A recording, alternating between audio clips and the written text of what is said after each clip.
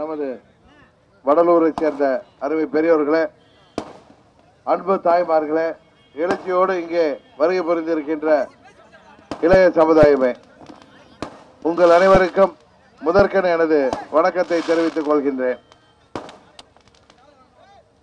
இதய தெய்வம் அம்மா அவர்கள் மறைந்த பிறகு தமிழ்நாட்டிலே இன்றைக்கு தொடர்கின்ற இந்த மக்கள் விரும்பாத ஆட்சியை மத்தியிலே ஆள்பவர்கள் தாங்கி பிடிக்கின்ற காரணத்தினால்தான் இந்த ஆட்சியின் ஆயுள் நீடித்துக் கொண்டிருக்கிறது என்பது உங்கள் அனைவருக்கும் நன்றாக தெரியும். இந்த ஆட்சி முடிவுக்கு வர நல்லதொரு வாய்ப்பாக பாராளுமன்ற பொதுத் தேர்தலும் அதனுடன் தமிழ்நாட்டிற்கு 21 தொகுதிகளுக்கான இடைத்தேர்தலும் வர இருக்கின்றது. இந்த இடைத்தேர்தலில் உங்களுக்கு நன்றாக தெரியும், இந்த மக்கள் விரும்பாத இந்த ஆட்சி ஒரு தொகுதியில் கூட இந்த ஆளுங்கட்சியால் வெற்றி பெற முடியாது என்பது உங்களுக்கு தெரியும். 8 தொகுதிகளிலே வெற்றி பெறவில்லை என்றால் தானாகவே இந்த ஆட்சி நிறைவுக்கு வந்துவிடும். அதனால்தான் இவர்கள் இந்த இடைத்தேர்தலை எப்படியாவது தள்ளி போட வேண்டும் என்று முயற்சி செய்து கொண்டிருக்கிறார்கள். ஆனால் தேர்தல் நிச்சயம் வரும் என்றுதான் எல்லோரும் எதிர்பார்த்து கொண்டிருக்கின்றோம். அதுபோல தமிழகத்திலே இன்றைக்கு கூட்டணி என்கின்ற பெயரிலே பல்வேறு நாடகங்கள் அரங்குவது வரை நீங்கள் கடந்த 3-4 நாட்களாக தொலைக்காட்சிகளிலும் பத்திரிகைகளிலும் பார்த்திருப்பீர்கள்.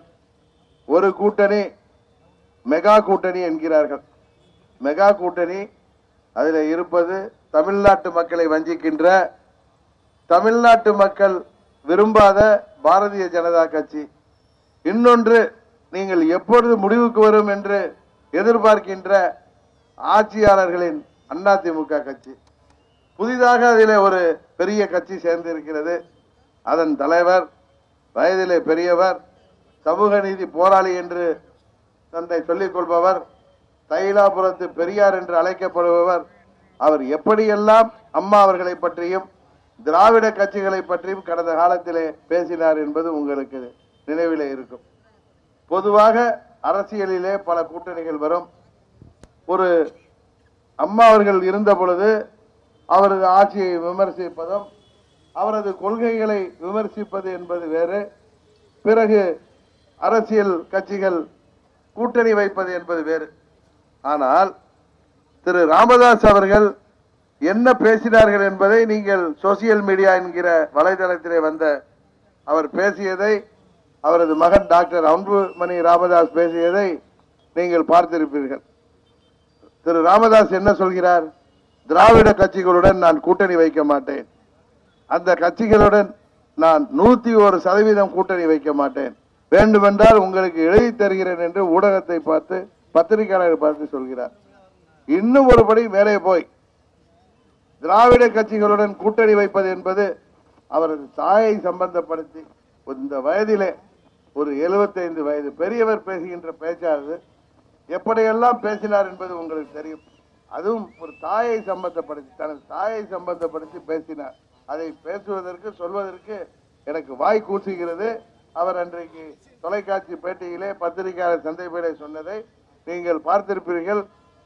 அலைபேசியிலே, செல்போனிலே எத்தனை மெசேஜ் அவர்கள் பேசியது, ட்விட்டர் பக்கத்திலே அவர்கள் போட்டது, அவர்கள் பேசிய பேட்டிகளை தமிழ்நாட்டு இளைஞர்கள், அது எந்த கட்சியும் சாராத பொதுவான இளைஞர்கள், இன்றைக்கு தமிழ்நாடு மாத்திரமல்ல தமிழ் பேசும் மக்கள் வாழ்கின்ற உலக நாடுகள் முழுவதும் இன்றைக்கு சிரிப்பாய் சிரிக்கிறது. அரசியலிலே ஒரு கட்சியை பற்றி பேசுவது என்பது வேறு.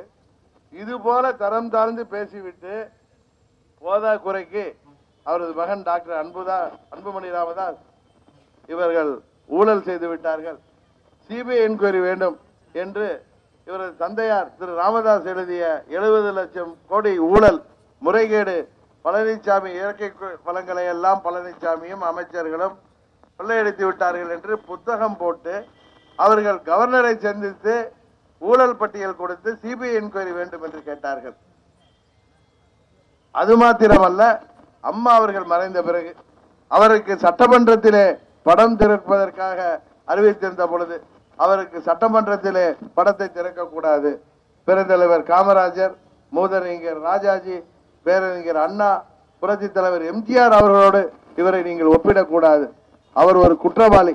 அவர் இன்றைக்கு உயிரோடு இருந்திருந்தால் அவரை பெங்களூரிலே சிறைச்சாலையிலே இருந்திருப்பார் என்றெல்லாம் அவர் பேசினார். அது மாத்திரமல்ல, அம்மாவின் நினைவிடத்திலே அவருக்கு நினைவு மண்டபம் கட்டக்கூடாது என்று நீதிமன்றம் வரை சென்று போராடியவர். இதயதேவ அம்மா அவர்கள் தமிழ்நாட்டு மக்களால் 4 முறை முதலமைச்சராக தேர்ந்தெடுக்கப்பட்டவர். ஏழை எளிய மக்களுக்காக பல்வேறு திட்டங்களை தீட்டி தந்தவர். அது மாத்திரமல்ல, காவிரி பிரச்சனையிலே, நமது காவிரி படுகை மாவட்டங்களை பாதிக்கின்ற காவிரி பிரச்சனையிலே தொடர்ந்து உச்சநீதிமன்றம் வரை சென்று போராடி அவர் செய்த முயற்சியால் தான் காவேரி மேலாண்மை வாரியம் இன்றைக்கு அமைக்கப்பட்டிருக்கிறது. அம்மா அவர்கள் முயற்சியால் தான், சமூக நீதி காத்த வீராங்கனை என்று போற்றப்படுகின்ற அம்மா அவர்களின் முயற்சியால் தான் வேறு மாநிலங்களில் இல்லாத அளவிற்கு தமிழ்நாட்டிலே 69% இடஒதுக்கீடை பெற்று தந்தார்கள். அப்பேற்பட்ட ஒரு தலைவரை இவர்கள் இப்படி பேசுகிறார்கள் என்றால், அப்படி பேசிவிட்டு அவருடைய கட்சியுடனே கூட்டணி வைக்கிறார்கள் என்றால் இதற்கு பெயர் என்ன? அவரது மகன் அன்புமணி, டாக்டர் அன்புமணி ராமதாஸ் ஒரு படித்தவர், என்னவெல்லாம் பேசினார் பழனிசாமியை பார்த்து. நாமும் அவர்களை விமர்சிக்கிறோம், அரசியல் ரீதியாக விமர்சிக்கிறோம். அவர் எந்த அளவுக்கு விமர்சித்தார் என்பது உங்களுக்கு தெரியும். பழனிசாமியை போலவே இவரும் ஒருமையிலே, பழனிசாமி முதலமைச்சருக்கு நிர்வாகம் என்றால் என்னவென்று தெரியுமா? சட்டம் ஒழுங்கு என்றால் என்னன்னு தெரியுமா? பன்னீர்செல்வத்திற்கு நிதியமைச்சராக இருக்கின்ற உங்களுக்கு நிதி என்றால் என்னவென்று தெரியுமா? நிர்வாகம் என்றால் என்னவென்று தெரியுமா? இந்த அமைச்சர்களுக்கெல்லாம் ஊழல் செய்வதும் லஞ்சம் வாங்குவதுதான் தெரியும். இவர்கள் எல்லோரும் காலி விழத்தான் தெரியும். நீங்கள் எல்லாம் மானம் கெட்டவர்கள், வெட்கம் கெட்டவர்கள் என்றெல்லாம் பேசினார். அப்படியெல்லாம் பேசிவிட்டு இன்றைக்கு போய் அவர்களோடு கூட்டணி வைக்கிறாரு. இதில் யார் மானம் கெட்டவர் என்று தமிழ்நாட்டு மக்களாகிய நீங்கள் தான் சொல்ல வேண்டும். அவருடைய தந்தையார் பார் உள்ளளவும், பெருங்கடல் உள்ளளவும், பைந்தமிழ் உள்ளளவும் நாங்கள் திராவிட கட்சிகளோடு கூட்டணி வைக்க மாட்டோம். இப்ப என்ன தமிழ் இல்லையா? அழிஞ்சு போயிட்டா? இல்ல உலகம் அழிஞ்சு போயிட்டா? அவர் சொல்ற மாதிரி பார் அழிஞ்சு போயிட்டா? சொல்ல ரொம்ப காமெடியா பேசுறாராம் பெரியவர். பார் இல்ல, பார் இல்ல, பார்.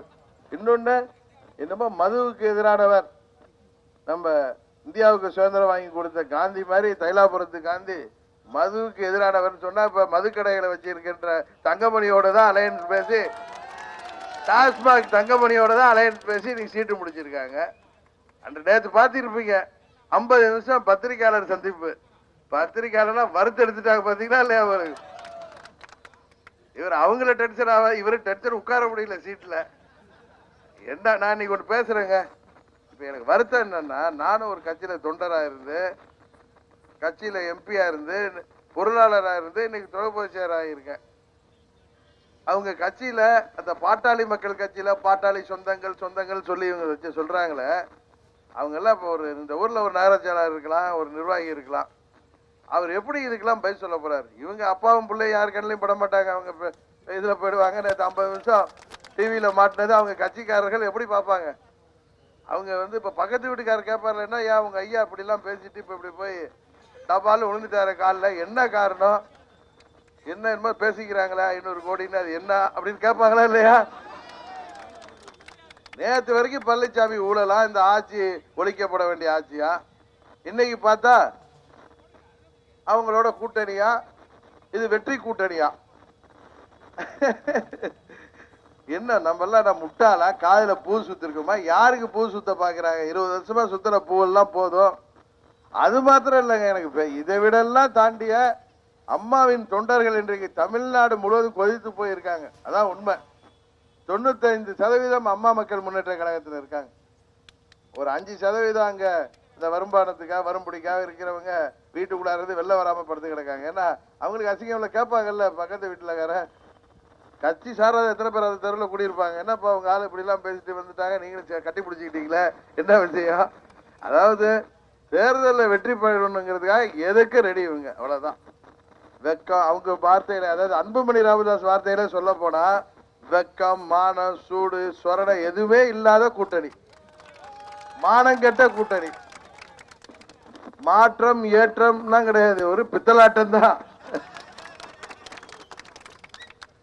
இத சொன்னா கோச்சிக்கிறாங்க. உண்மைதானே, நான் ஒண்ணு நானா சொல்லலையா, அவங்க சொன்ன வார்த்தையே சொன்னீங்களா இல்லையா ஐயா அப்படின்னு தான் கேட்கிறோம். தைலாபுரத்து சிங்கமே சொன்னீங்களா இல்லையா? என்னமோ இவங்க தான் பெரிய வீரர்கள் மாதிரி, மற்றவெல்லாம் என்னமோ கோலம் மாதிரி, என்னமோ இவங்க ஒண்டி தான், இந்த எல்லாம் இந்த மண்ணில இருந்து வந்தவன் தான், எல்லாரும் வீரன் தான். ஆனா இப்படி மானம் கட்டவங்களா இருக்க மாட்டாங்கப்பா. நானா இருந்தேன் அவர் வார்த்தையில சொல்லணும்னா தூக்கு மாடி தொங்கிடுவேன், நாக்க புடிங்கிட்டு செத்து போயிடுவேன். அவர் எப்படிலாம் பேசுவார்ல, இத்தனை நாள் எல்லாரையும் பேசுறப்ப என்னவோ அப்பா பெரிய இவருப்பா, இவரு நேதாஜி சுபாஷ் சந்திர போஸ் மாதிரி ஆளு, நம்ம பசும்பன் தேவர் மாதிரி பெரிய வீரர் நினைச்சோம். ஒன்றும் கிடையாது, எப்படியாவது எம்பி ஆகி மௌன மந்திரி ஆக்குறோம், அவ்வளவுதான். அதுக்கு யாரு காலில் விழுவ தயார்? என்ன வார்த்தை சொன்னது தெரியும். இந்த நாக்கு எப்படி எல்லாம் பேசுது பாருங்க. தயவு செய்து நீங்க எல்லாம் யோசிக்கணும். இப்ப என்னட்டையும் 2 மாசமா நான் ஊர் ஊரா சுத்திட்டு இருக்கேன். இவங்க எல்லாம் கூட பிரஸ்ல கிடைக்க மாட்டாங்க. நான் கிடைச்ச இடத்துல ரோட்ல இருப்ப. என்ன கூட்டணி அமைக்கலையா? கூட்டணி நான் யாரோட அமைக்கிறது? திமுகவோட யார் இருக்கா? காங்கிரஸ் இருக்கு, கம்யூனிஸ்ட் இருக்கு, விடுதலை சிறுத்தைகள் இருக்கு, மதிமுக இருக்கு. அவங்க அந்த கட்சியில கையை பிடிச்சி எழுக்க முடியும், நீங்க எங்களோட வாங்க. இன்னொன்னு அது மக்கள் நல கூட்டணி, பார்த்தாலே பயமா இருக்கு. ஏன்னா ஒருத்தர் முதலமைச்சர் கொண்டு போய் டெபாசிட் காலி பண்ண கூட்டணி, உங்களுக்கு தெரியாது. அதெல்லாம் போய் சேர்க்க முடியுமா நம்ம? இன்னொன்னு வெளியில யாருக்கா? பாமகவும் தேமுதிகவும் தான். 2 பேருமே நம்ம தெய்வமா மதிக்கிற, எங்க கட்சி கொடியில படத்தை வச்சு அவங்க பேர்ல கட்சி நடத்துற 95% தொண்டர்களால் இயக்கப்படுகிற இயக்கம். இந்த அரசியல் கூட்டணிக்காக நாங்க போய் இவங்களோட கூட்டணி வைக்க முடியுமா? அது அம்மாவை குற்றவாளி, அம்மாவோட படத்தை சட்டமன்றத்தை வைக்க கூடாது, அம்மாவுக்கு நினைவு மண்டபம் கட்டக்கூடாதுன்னு சொன்னவங்க அந்த மாதிரி அரசியல் ராஜதந்திரம்லாம் எங்களுக்கு தெரியாதுங்க, தேவையில்லை. இதுக்கு பேர் அவங்க வார்த்தைன்னு சொன்னா மானங்கட்ட பொழப்பு எங்களுக்கு தேவையில்லை. நாங்க எங்க தொண்டர்கள், அம்மாவுடைய தொண்டர்கள் எங்களோட இருக்காங்க. தமிழ்நாட்டு மக்கள் எல்லாம் நீங்க எங்களோட இருக்கீங்க. யாரோட கூட்டணி வேணும் எங்களுக்கு? மக்களை சந்திக்க பயப்படுறவங்க தான் எல்லாரையும் அழைச்சிட்டு வராங்க. இருட்டுல போறப்ப, தனியா போறப்ப பயந்துக்கிட்டு 10 பேரை நீ வா நீ வா. ஏன்னா திமுக பார்த்து கேட்பாங்க, எப்பா நீங்க 96ல இருந்து 2014 வரைக்கும் இந்த பஸ்ல மாத்தி இந்த வடலூர்ல இறங்கி பண்ருட்டி பஸ்ல ஏறுற மாதிரியும், அப்படி பண்ருட்டில இருந்து வர்றப்ப வடலூர்ல இறங்கி சேத்தியாத்தோப்பு பஸ்ல ஏறுற மாதிரியும் பிஜேபி கூட்டணி. அப்புறம் மாறி காங்கிரஸ்ல 10 வருஷம் கழட்டி விட்டு வந்துட்டாங்க. 2014ல 99ல வாஜ்பாய் அணியில இருந்தாங்க. அதுக்கு முன்னாடி வாஜ்பாய பரதேசிகள் கரெக்டா இல்லையா? பரதேசின்னு சொல்லிட்டு அடுத்தது பரதேசி போய் அலையன்ஸ் வச்சு 99ல அதுல 5 வருஷம் இருந்தாங்க. முக்கியமான மந்திரி பதவியெல்லாம் வாங்கிட்டு 2004ல இருந்து 14 வரைக்கும் காங்கிரஸ் காலை கட்டியா பிடிச்சிக்கிட்டாங்க. 14ல வாரிட்டு அவங்களை தனியா விட்டுட்டு வந்துட்டாங்க. அதனாலதான் 2014 தமிழ்நாட்டு மக்கள் 0 கொடுத்தாங்க. 37 தொகுதியில தனித்து போட்டியிட்ட அம்மா அவர்களை வெற்றி பெற செய்தார்கள். நீங்க எல்லாம் வெற்றி பெற செஞ்சீங்க கடலூர் பார்லிமெண்ட்ல. இப்ப அந்த எம்பி எல்லாம் நிக்கிறாரா? உங்களெல்லாம் பார்க்க வர முடியுமானே தெரியல. ஏன்னா அருமையான கூட்டணி இல்ல. அம்மா மறைஞ்சதுக்கு அப்புறம் இந்த ஆட்சி சூப்பர் ஆட்சி இல்ல உங்களுக்கு. சூப்பர் ஆட்சிக்கே நீங்க ஓட்டு போட போறீங்க. அவர் சொன்னார் மானங்கட்ட ஆட்சியா? கரெக்டா பெரிய நம்மளை விட நல்லா பேசுறீங்க. நாங்க போய் அவங்களோட கூட்டணி வைக்க மாட்டோம்னா உங்களோட யாரும் வரலையா? நீங்க கூட்டணி வைக்கலையா? நாங்க அது சொல்லாம நாங்க யாரோடய கூட்டணி போலங்க. நாங்க அம்மா வழியில தனியா அதுக்கு உட்கார்ந்துட்டு தொலைக்காட்சியில ஒரு மேடையை போட்டுட்டு டேபிள போட்டு உட்கார்ந்து தினகரன் கூட்டணி யாரும் வரவில்லையா, அவர் அம்மா வழி என்கிறார்களே. அம்மா வழின்னா என்ன? இதாங்க அம்மா வழி. இப்படி மக்கள் பார்த்து காரி துப்பாம இருக்கிறது தான் அம்மா வழி. அந்த ஊடகங்கள்ல அந்த விவாதம்னு நடத்துறாங்க பாருங்க. நைட்டு 7 மணில இருந்து 9 பெரிய பெரிய மேதாவிகள், சத்திர மண்டலத்துக்கு வழி சொன்னவங்க, அரசியல் சட்டத்தை எழுதுறவங்க, இது வரைக்கும் தேர்தல் எல்லாம் எப்படி மக்கள் வாக்கு போடுவாங்கன்னு இவங்க கண்டுபிடிச்ச மாதிரி ஏதாவது சொல்ல முடியுமாங்க? ஆர்கே நகர் தேர்தல் வந்துச்சு, உங்களுக்கு எல்லாம் தெரியும். எல்லாம் என்ன சொன்னாங்க? இதுவரை சுயேட்சை வேட்பாளர் ஜெயித்ததில்லை, இடைத்தேர்தலில் ஒண்ணு ஆளுங்கட்சி ஜெயிக்கும், இன்னும் 4 வருஷம் இருக்கு, மக்கள் எல்லாம் ஆளுங்கட்சி இல்ல எதிர்கட்சி ஜெயிக்கும். இவர் புதுசா போய் ரெட்டையில எதிர்த்து நிக்க முடியுமா? ஆளுங்கட்சி எதிர்த்து ஜெயிச்சிட முடியுமா? இவர் சுயேட்சைன்னாங்க. சுயேட்சை அங்க குக்கர் சின்ன அடிச்சு பாருங்க அடி அந்த மக்கள். அந்த மேதாவிகளை நான் என்ன கேட்கிறேன், திமுக போன முறை 2016ல 59,000 ஓட்டு வாங்கினுச்சு அம்மா நின்னப்ப எதிர்த்து நின்ன கேண்டிடேட். இப்ப வந்து 28,000 தான். 30,000 ஓட்டு எங்க போனுச்சு இந்த மேதாவிகளால சொல்ல முடியுமா? அது என்ன காத்துல போயிட்டா, இல்ல நெருப்புல போயிட்டா, இல்ல தண்ணியில கரைஞ்சி போயிட்டா, எங்க போயிட்டு அது சொல்லுங்க. ஏதாவது ஒரு மேத இதை கேட்டா பெக்குலியரான தேர்தலா? அது என்ன பெக்குலியரான தேர்தல்? ஓட்டு போட்டியில தானே ஓட்டு போட்டோம், வேற எங்க போய் ஓட்டு போட்டோமா? என்னன்னா அவங்க ஏத்துக்கல. அந்த தொலைக்காட்சிகள்ல உட்கார்றவங்க அவங்க யார விரும்புறாங்களோ அதை புகுத்துவாங்க. பாத்தீங்கன்னா ஒண்ணு பயில்வான் கூட்டணியா, பலமான கூட்டணி, பயில்வான் கூட்டணி, 9 கட்சி இதெல்லாம் போன தேர்தல் எல்லாம் இந்த பயில்வான் கூட்டணியில என்ன வாக்கு வாங்கிடுச்சுன்னு தெரியும் உங்களுக்கு. ஆர்கே நகர்ல எதுக்கு டெபாசிட் காலி பண்ணாங்க திமுக அவங்களுக்கு தெரியும்ல. காரணம் புரட்சி தலைவர் இப்படிதான் 84ல உடல்நல சரியில்லாம அமெரிக்காவுக்கு ட்ரீட்மெண்ட் போயிருந்தப்ப தேர்தல் வந்துச்சு. அப்ப இவங்க அப்பா வந்து என்ன சொன்னாரு, எம்ஜிஆர் திரும்பி வர மாட்டார், அவர் உயிரோட இல்ல அப்படின்னு சொன்னாரா இல்லையா? மக்கள் அதுக்காக அடிச்சாங்க அடி. அவர் வந்து முதலமைச்சரா திரும்பி வந்தார். இப்ப இந்த மாதிரிதான் அம்மா மறைவுக்கு அப்புறம் அம்மா வந்து கொண்டுட்டாங்க, அம்மாவை கொண்டுட்டாங்க. யாரு? நீலி கண்ணீர் வடிச்சு திமுக அவங்க நிர்வாகியை வச்சு தமிழ்நாடு ஃபுல்லா நம்ம பொதுச் செயலாளர் சின்னம்மா தான் அம்மாவோட 30 வருஷம் இருந்தவங்க. அவங்களுக்கு ஒரு சகோதரியா தாயா தோழியா இருந்தவங்க கொண்டுட்டாங்க. அதுக்குதான் கொடுத்தாங்க அடி. ஆர்கே நகர்ல டெபாசிட்டே பிடிக்கிட்டு விட்டாங்க. நான் 33வது இடங்க ஏதோ குக்கர் சின்னன்னு போய் அவங்க கொடுத்ததை வாங்கிட்டு வந்து நின்ன. எங்களுக்கு சின்னமும் கிடையாது. அங்க 28 பேர்ல நான் ஒருத்தன் சுயேட்சை. அதுல என் பேர்லயே 4 பேர் வேற போட்டு வச்சிருந்தாங்க. 2 தினகரன் திமுக சேர்ந்த வக்கீல், 2 தினகரன் இவங்க நம்ம ஆளுங்கட்சி இருக்க மெகா கூட்டணியை சேர்ந்த வக்கீல். என் பேரை குழம்பணுமா? என் பேர் 33வது பேர். தேடி குத்துறாங்கல்ல குக்கர்ல. இன்னொன்னு ரெட்டை இலை சின்னத்தையே அம்மா நின்று வெற்றி பெற்ற சின்னம். அது 2 முறை அந்த தொகுதியில தொடர்ந்து வெற்றி பெற செய்து முதல்வராக்கிய சின்னம். ஒரு வருஷத்துல மாற்றி மக்கள் வாக்களிக்கிறாங்களா? காரணம் என்ன? மக்களுக்கு உண்மை தெரியும். அவங்க என்னைக்கு துரோகத்தின் பக்கம் நிற்க மாட்டோம், நாங்க நியாயத்தின் பக்கம் தான் இருப்போம், தமிழ்நாட்டுக்கு ஆட்சி மாற்றம் வேணும்னு சொல்லி நான் ஓட்டு கேட்டேன். நான் ஒண்ணு தொகுதி வளர்ச்சிக்கு அதை செய்வேன்னு சொல்லல. அம்மா இந்த தொகுதிக்கு என்னெல்லாம் செஞ்சு தரேன்னு சொன்னாங்களோ அதையெல்லாம் நிறைவேற்றி தரணும்னா இந்த ஆட்சி இருந்தா முடியாது. இந்த ஆட்சியை முடிவுக்கு கொண்டு வந்து மறுபடியும் தேர்தல் வர்றதுக்காகவே நீங்க ஓட்டு போடுங்கன்னு சொல்லி கேட்டேன். அதே மாதிரி அம்மாவுடைய சின்னம், புரட்சி தலைவருடைய சின்னம் இன்னைக்கு எம்என் நம்பியார்ட்டையும் பிஎஸ் வீரப்பா கையிலையும் மாட்டிக்கிட்டு இருக்கு. அதை எங்களுக்கு வாங்கி கொடுங்கன்னு கேட்டோம். இப்ப இவங்க சின்னத்தை காமிச்சு ஏமாத்திடலான்னு வந்தாங்க.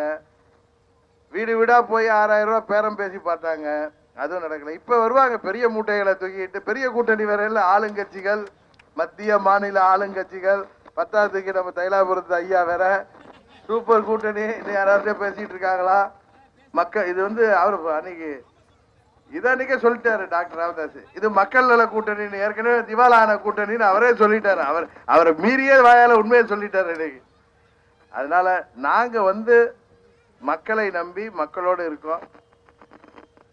தொண்டர்கள், அம்மாவுடைய தொண்டர்கள்லாம் எங்களோட இருக்காங்க. நிச்சயம் நியாயம் வெல்லும். இன்றைக்கு தமிழ்நாட்டில் உள்ள 80% இளைஞர்கள் அம்மா மக்கள் முன்னேற்ற கழகத்தில் ஆதரவா இருக்காங்க. காரணம் என்ன? வேலை வாய்ப்பை பெற்று தர முடியும். ஏற்கனவே ஆண்டவர்களும் சரி, இன்றைக்கு அம்மா அவர்கள் மறைவுக்கு பிறகு ஆள்பவர்களும் சரி, எந்த ஒரு வேலை வாய்ப்பை உருவாக்கி தரல. அம்மாவின் வழியில் இந்த ஆட்சி இருக்கும். இவங்க யாருக்கும் எதற்காகவும் எந்த சமரசம் செய்து கொள்ள மாட்டார்கள் என்று நம்புகிறார்கள். அவர்கள் நம்பிக்கை வீண் போகாது. நிச்சயம் தமிழ்நாட்டு மக்களின் எதிர்பார்ப்புக்கு ஏற்ப, விவசாயிகளின் எதிர்பார்ப்புக்கு ஏற்ப, வியாபாரிகள், நெசவாளர்கள், மீனவர்கள், அரசு ஊழியர்கள், ஆசிரியர்கள் என அனைத்து பிரிவினரின் எதிர்பார்ப்பை நிறைவேற்றுகின்ற, உங்கள் நம்பிக்கையை நிறைவேற்றுகின்ற இயக்கமாக அம்மா மக்கள் முன்னேற்ற கழகம் இருக்கும். எனவே நீங்கள் குக்கர் சின்னத்தில் வாக்களித்து உங்களது பிரதிநிதிகளாக எங்களை அனுப்புங்கள். இந்தியாவின் பிரதமரை தீர்மானிக்கிற இடத்துல நீங்க இருக்கீங்க. ஏன்னா இன்னைக்கு தமிழ்நாட்டில் எந்த ஒரு திட்டத்தையும் மத்திய அரசு நினைச்சு பார்க்கறதில்ல. காரணம் இங்க தமிழ்நாட்டில் செல்வாக்கு இல்லை அவங்களுக்கு. காங்கிரஸ் கட்சிக்கும் கிடையாது, பிஜேபிக்கும் கிடையாது, கம்யூனிஸ்டும் கிடையாது. அதனால வந்து அவங்க தமிழ்நாட்டை பத்தி கேர் பண்றது இல்லை. கர்நாடகா, கேரளா, ஆந்திரான்னு போயிட்டாங்க. அதனால தமிழ்நாட்டு நலனை பாதுகாக்கணும்னா மாநில கட்சியாகிய அம்மாவுக்கு முன்ன வந்து அம்மாவுடைய கட்சிக்கு வாக்களித்தீங்க சரியா. அதே மாதிரி நம்ம துரதிருஷ்டம், துர்பாக்கியம் அம்மா இன்னைக்கு இருந்திருந்தாங்கன்னா அவங்க உயிரோடு இருந்த வரைக்கும் நீட் தேர்வை தமிழ்நாட்டில் அனுமதிக்கல. இந்த ஹைட்ரோ கார்பனா இருக்கட்டும், மீத்தேனா இருக்கட்டும், இந்த என்எல்சி பிரச்சனை எல்லாம் விட்டுருப்பாங்களா அம்மா இருந்தாங்கன்னா? எதையுமே தடுத்து நிறுத்தக்கூடிய ஆற்றல் உள்ளவங்க. வியாபாரிகளை பாதிக்கிற ஜிஎஸ்டி வேண்டாம், அதுல மாற்றம் கொண்டு வரணும்னு அன்னைக்கே கோரிக்கை வச்சுட்டு இருந்தாங்க. அவங்க இல்லாததுனால இன்னைக்கு எதாவது வந்து பூந்துட்டு இங்க வந்து ஆடி காத்துல அடிச்ச மாதிரி கோபுரத்துல யாரோ போய் உட்கார்ந்துட்டாங்க. அதெல்லாம் மாற்றம் உருவாக்கணும்னு நீங்க நம்புறீங்க. அதை உருவாக்குவதற்கு இந்த பண மூட்டைகளோட நம்பாமல் உண்மையாக உங்களுக்காக நாங்கள் உழைப்போம் என்கிற உறுதியை தருகிறோம். எங்களுக்கு குக்கர் சின்னத்திலே வாக்களித்து வெற்றி பெற செய்ய வேண்டும். கடலூர் பாராளுமன்ற தேர்தலிலே அம்மா மக்கள் முன்னேற்ற கழக வேட்பாளரை நீங்கள் வெற்றி பெற செய்ய வேண்டும் என்று உங்களுக்காக உழைத்திட நாங்கள் நிச்சயம் பணியாற்றுவோம். இதுபோல சந்தர்ப்பவாத கூட்டணி அமைத்துக் கொண்டு பதவிக்காக எந்த சமரசம் செய்து கொள்ள மாட்டோம் என்ற உறுதியை இந்த நேரத்திலே கோரிக்கொண்டு, நமது பகுதியில அரசு மகளிர் கல்லூரி வேண்டும், எல்என்சி நிறுவனத்திற்கு தேவையான உதிரி பாகங்கள் தயாரிக்கும் தொழிற்சாலை வேண்டும், வள்ளலார் வாழ்ந்த நமது வடலூரை உலக சமாதானத்திற்கு உகந்த புனித தலமாக மாற்ற வேண்டும், வடலூர் பேராட்சியை நகராட்சியாக மாற்ற வேண்டும், பேருந்து நிலையத்தினை பெரிதுபடுத்த வேண்டும், வசதிகள் ஏற்படுத்த வேண்டும், படித்த இளைஞர்களுக்கு சுய தொழில் தொடங்குவதற்கு தேவையான வசதிகள் செய்து கொடுக்க வேண்டும். நமது தமிழ்நாட்டில் இப்ப 1 கோடி பேருக்கு மேல படிச்சுட்டு வேலை இல்லாம இருக்காங்க. இளைஞர்கள் சுயமா தொழில் தொடங்கணுங்கிற ஆர்வத்தில் இருக்கவங்களுக்கு உதவி வேணும்னு கேட்கிறாங்க. நிச்சயம் அதையெல்லாம் செய்து தருவதற்கு உங்களோடு சேர்ந்து நாங்கள் பணியாற்றுவோம். எங்களுக்கு நீங்கள் வாக்களிக்க வேண்டும் என்று மீண்டும் கேட்டுக்கொண்டு, இந்த இனிய நிகழ்ச்சிக்கு ஏற்பாடு செய்திருக்க நமது பேரூராட்சி செயலாளர் மற்றும் நிர்வாகிகளுக்கும், இங்கே வருகை புரிந்திருக்கின்ற பெரியோர்களுக்கும், தாய்மார்களுக்கும், இளைஞர்களுக்கும் எனது நன்றியை கூறி விடைபெறுகின்றேன். நன்றி, வணக்கம்.